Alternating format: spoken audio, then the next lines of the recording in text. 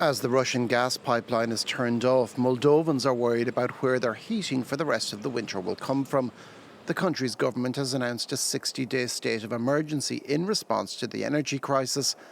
Russian gas giant Gazprom announced that it would halt deliveries of gas to the former Soviet Republic because of money it says it is owed by Chisinau. But the Moldovan government disputes this. The crisis has left many ordinary Moldovans concerned.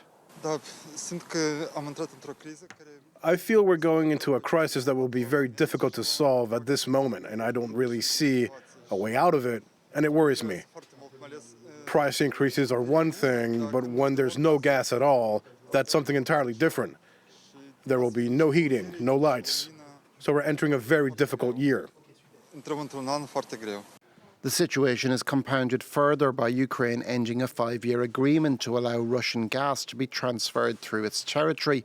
Almost a third of the Russian gas sold to Europe is transported via Ukraine, mainly through the Brotherhood and Soyuz pipelines. Most of the rest comes via the Turk Stream Black Sea route.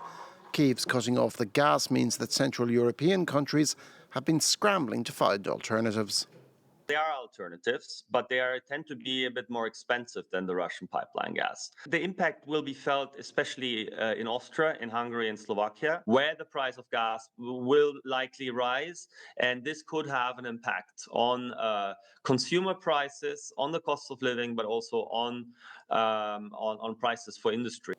While Hungary gets most of its gas via Turk Stream, it had been keen to keep supplies through Ukraine open.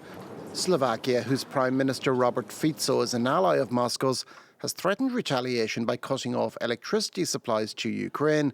Fico insists that Kyiv's move will hurt Europe more than it will Russia, though Gazprom will lose $5 billion in sales.